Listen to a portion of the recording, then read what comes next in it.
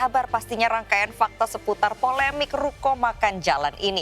Sebenarnya banyak kasus seperti ini ya Niko ya. Namun bangunan makan jalan di Pluit mengemuka dan tidak ditindaklanjuti. Tidak lepas dari aksi ketua RT setempat. Menegur malah didamprat. Nah, berikut ketua RT berbagi faktanya. Aksi pembongkaran yang dilakukan oleh sosok ketua RT di Pluit, Jakarta Utara ini sedang viral, good people. Disinyalir ini dilakukan karena adanya penggunaan secara ilegal fasilitas umum berupa sebagian badan jalan dan ada juga saluran air di dalamnya oleh sejumlah oknum pemilik ruko. Nah, saya akan mengajak Anda untuk berbincang dengan sosok ketua RT ini untuk bisa berbagi faktanya untuk Anda. Suka-suka kamu kenapa setiap kamu mesti lihat? Ini siapa? Kenapa kamu bangun seperti itu? Suka-suka gua tempat gua, tanda pekarangan gua. Kamu izin siapa itu? Nggak perlu izin lo. Yang penting nggak usah izin lo. Nggak usah izin ya? Nggak usah izin kamu. Atur depan. Boleh. Boleh. Ya. Jago kandang rumah. Ya, boleh ya. Good people, kita sudah bersama dengan Bapak Riang Prasetya atau kalau di sini dipanggilnya Pak RT untuk kapasitas Pak Riang sebagai ketua RT. Ini banyak yang bertanya kok kemudian berani gitu yang dilawan para oknum pemilik ruko turun langsung gitu. Sebenarnya ini Bapak sehari-hari ini apa punya latar belakang basic knowledge tersendiri di bidang hukum begitu? Background saya memang ada pendidikan hukum. Saya juga sebagai seorang advokat, ya. Dan pekerjaan saya memang bergelut di bidang agraria, pertanahan. Jadi memang saya paham lah soal pertanahan, agraria, peraturannya. Memang seperti itu.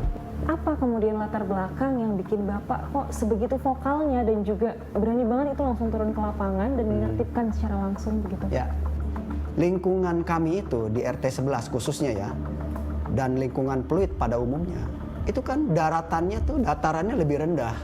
1,5 meter sampai 2 meter dari permukaan sungai. Dalam kondisi normal, kita kalau mau buang air di saluran air, kita harus pakai pompa sampai kepada di sungai. Nah, bila mana memang itu saluran airnya ditutup dan tidak dapat disedot oleh pompa, akibatnya kan banjir. Nah, itu yang membuat saya jadi pemikiran, ini nggak bisa dibiarkan. Jadi sebenarnya pemikiran saya, kenapa sih, motivasinya apa sih terhadap lingkungan ini? Ya kalau lingkungan itu memang akan menjadi rusak, di awal kita melihat ya kita bertindak.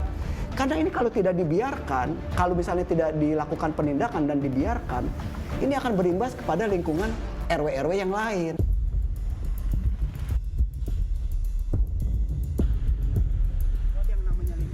Berarti untuk sepanjang ini ada berapa banyak ruko, Pak? Nah, untuk blok Z4 Utara, ini semua totalnya ada 20 unit. 20 unit Dan ruko. 20 unit seluruhnya telah menutup saluran air dan memakan bahu jalan. Dapat saya perlihatkan seperti ini ya. Jadi kondisinya adalah yang baru dibongkar. Jadi ini saluran air. Ini saluran air nih, Pak? Ya, ini saluran air. Ya. GSB-nya harusnya ada di belakang sana. GSB itu apa, Pak? Garis Padan Bangunan. Garis Badan Bangunan. Yang berarti boleh kepemilikan dibangun. dia? Iya. Oke. Ini saluran air yang tidak boleh ditutup. Tapi pada kenyataannya ditutup. Di depan ini adalah bahu jalan. Harusnya bahu jalan? Ya, ini buat kendaraan lewat, Berarti buat ini mobil yang parkir. ini kan sekarang kalau kita Iya. tahu bagian dari Bahu jalan. harusnya Dan saluran ini bahu air. jalan yang Iya. bisa untuk lalu lalang mobil. Betul sekali. Karena dulunya ini harusnya 2 arus, 2 arah.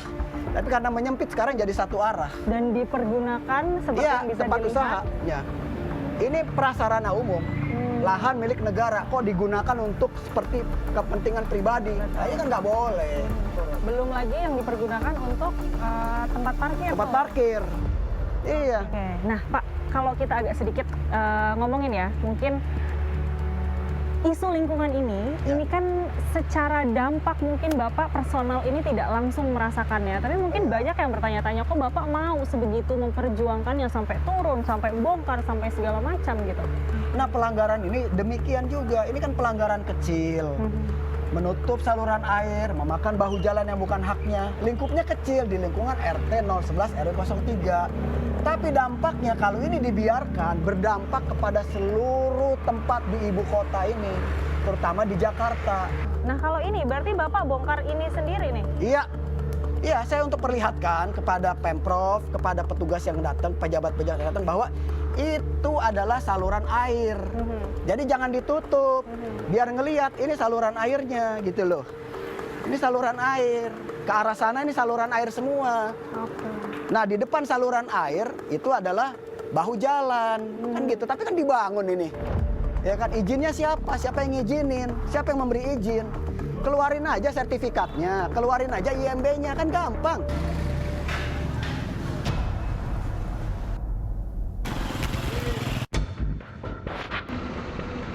Ini gambaran karena pembiaran bukan hanya dibuat satu lantai, bahkan terjadi pembangunan 2 lantai di atas saluran air dan bahu jalan. Kita lihat sekarang, ini tangga, ini bahu jalan ini. Udah dibikin 2 lantai. 2 ya, Pak? lantai. Bangunan 2 lantai. Bahu jalan ini. Karena ada pembiaran bertahun-tahun. Itu loh. Saluran airnya di mana? Saluran airnya di mana? Ini saluran air.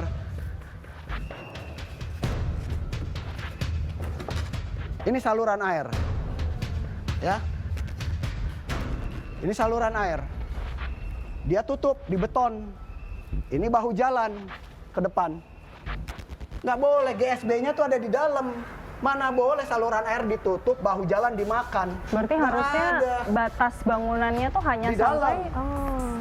Baik, nah berarti Pak Riang dari tahun terhitung 2019, betul? Ya, betul. 2019 sampai 2023. Ini menurut Bapak sudah ada kelihatan progres yang berarti belum sih dari apa yang Bapak lakukan selama ini?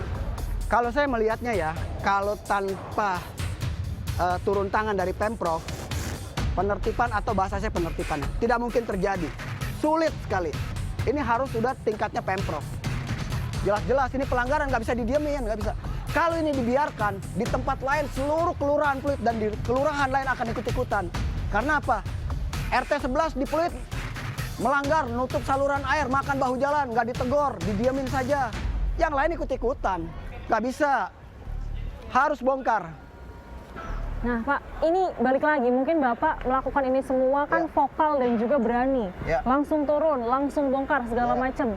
Sejauh ini apa mungkin kendala atau mungkin bahkan ada ancaman ke Bapak sendiri terkait dengan hal ini? Jadi gini, saya itu dalam melakukan sesuatu fokus kepada hal kebaikan.